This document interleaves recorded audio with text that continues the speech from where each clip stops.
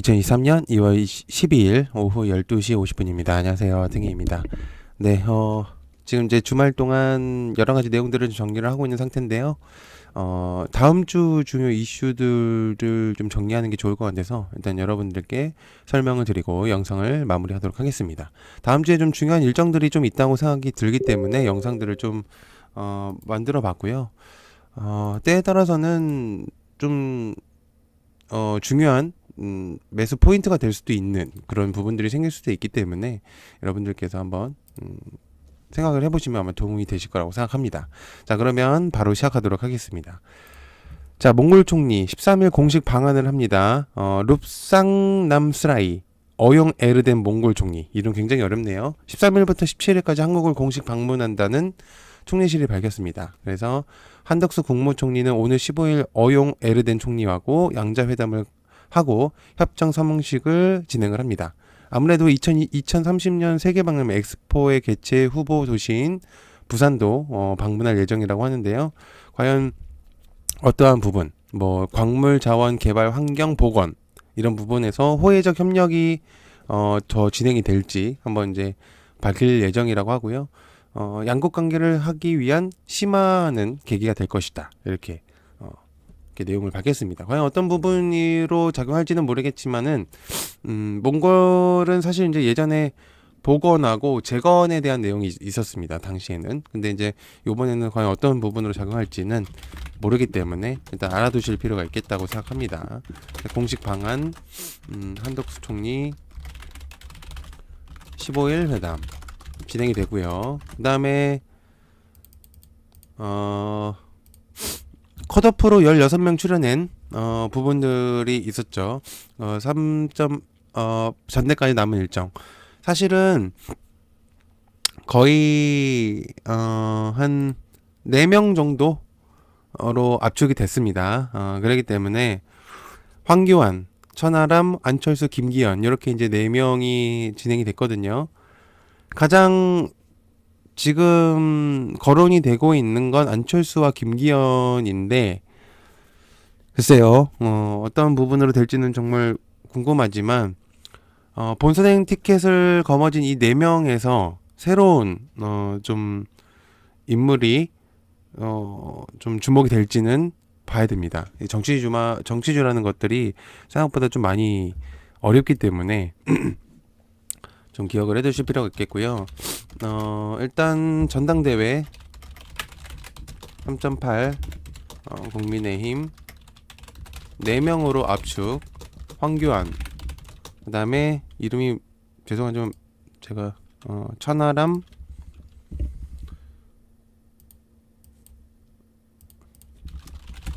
안철수, 김기현 이렇게 있습니다. 좀 이렇게 좀 기억을 해두실 필요가 있겠고요. 자, 그 다음에 6개월하고 4세 영유아도 코로나19의 예방접종을 이제 진행을 할 것입니다. 그래서 13일부터 당일 접종을 시작을 할 것 같고요. 영유아를 대상으로 19일 당일 접종이 이제 20일 사전 예약에 따른 예방접종이 될 것 같습니다. 그래서 사실 이제 이렇게 보면은 사실 이제는 독감이라고 치우치는 게 맞지 않을까라는 생각으로 하고 있는 상태고, 그래서 사실 코로나가 우리나라에 이제 미친 영향이 생각보다 정말 많은 것 같습니다. 그래서 정말 직장도 그렇고 뭐 여러 가지 생활을 많이 바꿨었기 때문에 이제는 그렇죠. 익숙해질 때가 됐기 때문에 아무래도 이제 백신을 새로운 거를 이제 개발하기보다는 이제 유지를 하는 거를 이제 아마 하는 걸로 목표를 하고 있는 것 같습니다. 그래서 아무튼 영유아 코로나19에 대한 예방 접종에 대한 내용이고요. 그래서 6개월, 4살 코로나19 예방 접종 13일부터 당일 접종 시작한다고 했습니다. 그래서 그거 좀 기억을 해두실 필요가 있다고 생각하고요. 자, 그 다음에 푸틴이 13일, 16일 정당 지도자들과 함께 연쇄회동을 합니다. 작년 7월 이후에 처음이다. 과연 이제 전쟁에 대한 내용이 분명히 나올 얘기가 있겠죠. 근데 이제 주말 동안 있었던 내용을 보면 또 우크라이나의 공습 경보가 발령이 된 거 보면 계속적으로 전쟁은 지속되고 있는 것 같습니다. 그래서 어떤 부분으로 작용할지는 모르겠지만 일단 13일부터 16일 일단 진행이 될 것 같거든요. 그래서 푸틴 13일, 16일 지도자들과 연쇄 회동한다. 회동. 어떤 내용이 나올지 굉장히 궁금합니다. 그래서 보시면 좀 도움이 될 것 같고요. 자, 그 다음에 베이징이 챗봇의 열풍이 있습니다. 그래서 베이징도 마찬가지로 챗봇의 열풍에 지금 동참을 하고 있는 상태이기 때문에 AI에 대한 지능 컨퍼런스를 이제 13일날 개최를 한다고 이제 내용을 전달했거든요. 아무래도 중국과 여러 가지 내용들이 있었었기 때문에 그렇다면은 역시나 바이두가 좀 주목이 될 가능성도 있겠습니다. 그래서 일단은 요것도 좀 기억을 해두실 필요가 있겠고 우리나라뿐만 아니라 중국 전 세계 미국도 그렇고 구글도 그렇고요 마이크로소프트도 그렇고 전체적으로 이제 챗봇에 엄청나게 열광을 하고 있는 상태라 중국 자체에서도 13일 날 일단은 좀 AI에 대한 지능 컨퍼런스를 개최하겠다 이런 내용을 전달한 것 같습니다. 그래서 베이징 13일 AI 컨퍼런스 개최 뭐 바이두가 좀 주목을 받을 가능성도 있겠죠. 그렇게 된다면은요. 그래서 그렇게 좀 보시면 될 것 같고요. 그 다음에 한일 외교청은 13일날 협의한다. 강제징용의 사죄 배상. 자, 일단 우리나라가 알겠지만 사실은 그렇죠. 뭐 일본하고 사실은 좋은 사이는 아니라고 볼 수 있습니다. 과거에 이제 여러 가지 내용들이 있었었기 때문에 어쩔 수 없는 그런 사이가 있죠. 그래서 우리나라가 이제 위안부 사건이 굉장히 주목이 되고 있었고 그 중에서도 이제 강제징용과 사죄 배상에 대한 해결이 될 것인가가 이제 문제가 되는데 지금 이제 위안부 할머니들 분께서 이제 하나둘씩 이제 돌아가시고 있는 이제 상태라 저는 사실 일본에서 빠른 사과가 필요하다고 생각합니다. 저의 개인적인 생각은.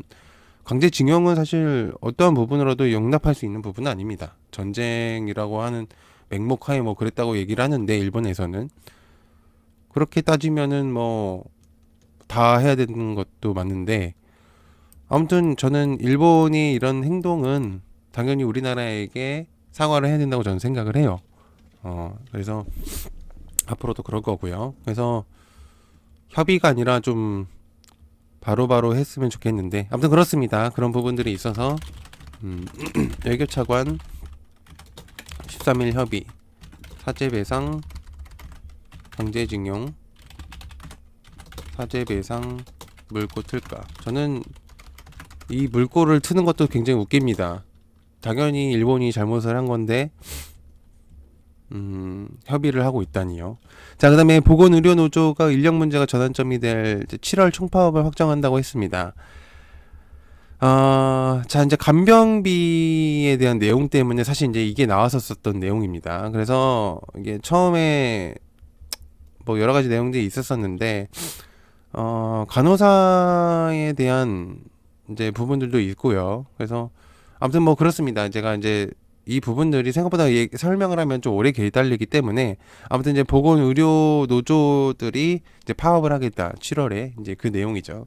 그래서 이제 의료 사업에 관한 내용들이 또 나올 것인가. 그래서 14일날 오전 기자회견을 열고 그 다음에 아마 투쟁 계획을 발표하지 않을까 그런 생각을 합니다. 그래서 14일 오전 기자 간담회 열고 보건노조 파업 7월달 진행하겠다. 발표를 했습니다. 자, 그 다음에 오아시스, 코스닥 상장의 수요 예측 청약 일정과 주간사, 이렇게 내용이 있겠습니다. 그래서 23일에 코스닥 상장을 하고요.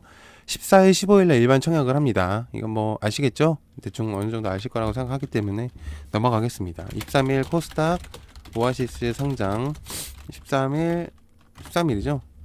정확하게 해야 됩니다. 이거는 14일, 15일 일반 청약 진행. 요거 좀 기억을 해두실 필요가 있겠어요. 좋은 내용일 수도 있으니까. 그다음에 박진 이제 외교부 장관이 15일, 16일 날 네덜란드 헤이그 개최하는 인공지능 AI의 군사적 이용을 위한 고위급 회의에 참여하겠다. 이렇게 내용이 있습니다.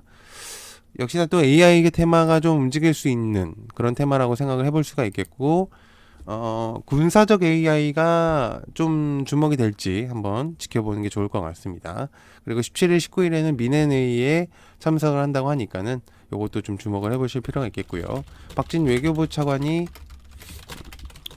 15일에서 16일 네덜란드 AI, 그 다음에 17일, 19일 미넨 안보회의에 참여함. 그래서 요거 좀 주목을 해보실 필요가 있다고 생각하고요. 그 다음에 자, 디지털 기술과 편의성으로 무장한 디지털 포워딩에 대한 내용이 있습니다. 15일부터 16일 2023 스마트 물류 대전망 온라인 컨퍼런스 개최가 있거든요. 그래서 운송 서비스에 대한 이제 내용들, 이제 그런 것들을 이제 전달할 것 같습니다. 현재 이제 택배에 대한 내용으로 아마 전달이 될 것 같고요. 우리나라에서 지금 대표적으로 이커머스라고 따진다면 네이버, 쿠팡, 뭐 G마켓, 11번가 뭐 이 정도로 이제 나눠질 수가 있는데, 아마 그런 부분에 대해서 차세대 비전을 아마 설명을 하지 않을까 그런 생각을 하고 있습니다. 그래서 차세대 스마트 물류에 대한 온라인 컨퍼런스 15일, 16일 정도에 대한 이제 2023에 대한 내용이 있겠습니다. 자, 그 다음에 차기 CEO KT가 16일 다시 경선으로 3월 7일 확전 전망을 하겠다. 우리나라의 SK텔레콤, LG, KT 대표적으로 3사의 통신사가 있는데, 그 중에서 KT는 단연 돋보이는 모습을 보여주고 있는 상태인 건 확실합니다. 그래서 광랜에 대한 것들을 처음 이제 진행을 했었던 부분들이 있었기 때문에 아무래도 KT에 대한 주목도가 굉장히 높은데, 뭐 KT는 이것뿐만 아니라 여러 가지 내용들이 많이 있습니다. 그래서 CEO 선임 절차를 지금 이제 밟고 있는 상태고, 차기 CEO가 과연 누가 될 것인가가 이제 좀 중요하게 밝혀지고 있습니다. 그래서 KT 차기 CEO 16일 날 다시 경선한다. 그 다음에 3월 7일 확정 전망. 굉장히 중요한 내용입니다. KT한테 새로운 패러다임이 생길 수 있으니까요. 자, 그 다음에 농업 미래산업을 이끌 그린바이오 육성 전략을 다음 주에 발표합니다. 정황근 농림축산식품부 장관이죠. 이렇게 보니까 그런 것 같고요. 그 다음에 16일 그린바이오 육성 전략을 발표한다고 했습니다. 그래서 생명공학 기술의 농업 생산력을 높이고 신소재 개발하는 부가가치 창출 산업이다. 그래서 이제 그 내용들이 있기 때문에 과연 이제 농업과 여러 가지 식품, 식량들에 대한 내용들이 좀 주목이 될지 아마 이제 한번 주목을 해볼 필요가 있겠습니다. 그래서 농림축산부 16일부터 그린바이오 육성 전략 진행하겠다 이게 있습니다. 자, 그 다음에 TK 신공항. 사실 이제 대구 경북의 신공항 특별법안이 이제 2차 회의에서 처음 논의가 될 것 같습니다. 그래서 신공항에 대한 내용들이 굉장히 많이 있었었죠. 그래서 사실은 이제 홍준표 의원이 사실은 굉장히 많이 주목을 했었던 그런 내용이라고 기억을 합니다. 그래서 TK 신공항 특별법이 16일날 국회에서 첫 논의가 된다고 하니까 한번 여러분들께서도 기억을 해두시면 도움이 될 것 같아요. 신공항 특별법 관련주들도 있죠. 신공항 같은 경우는 국회에서 첫 논의하겠다 그렇게 내용이 있습니다. 자, 그 다음에 유럽연합 대한항공과 아시아나항공의 기업 결합에 2단계 심사 돌입을 한다 이렇게 내용이 있습니다. EU의 이제 독점 심사를 받게 될 예정인데, 아시아나하고 대한항공에 합병할 때 시장 지배력에 대한 우려를 덧붙인다 이렇게 내용이 있습니다. 너무 독점적으로 할 것이 아닌가라는 생각을 하고 있는 상태가 아니냐고 이렇게 얘기가 나오고 있는데요. 2단계 심사, 1단계 심사에서는 합병 승인이 날 가능성이 있는데, 2단계 심사를 진행을 했을 때 130일 이내에 합병 승인이 여부가 확정이 되거든요. 근데 2단계 심사에서 EU의 문턱을 넘지 못하면은 인수 합병이 안 된다라는 내용이 있습니다. 그래서 과연 어떠한 부분으로 작용할지 일단 굉장히 좀 주목이 되는 것 같거든요. 거의 저는 된다고 생각을 했는데 또다시 내용이 나오고 있는 것 같습니다. 그래서 유럽연합, 대한항공과 아시아나 기업 결합 관련 2단계 심사 돌입한다 내용이 있습니다. 자, 일단 다음 주 중요 이슈들을 정리를 해봤습니다. 그래서 여러분들께서 분명히 좀 도움이 많이 되실 거라는 내용이 있다고 생각하고요. 물론 이제 추가적인 내용들을 제가 빼먹었을 수도 있는데 그래도 가장 중요한 일주일 동안의 그런 일정들이기 때문에 여러분들께서 좀 정리를 해보시고 좀 도움을 받으셨으면 좋겠습니다.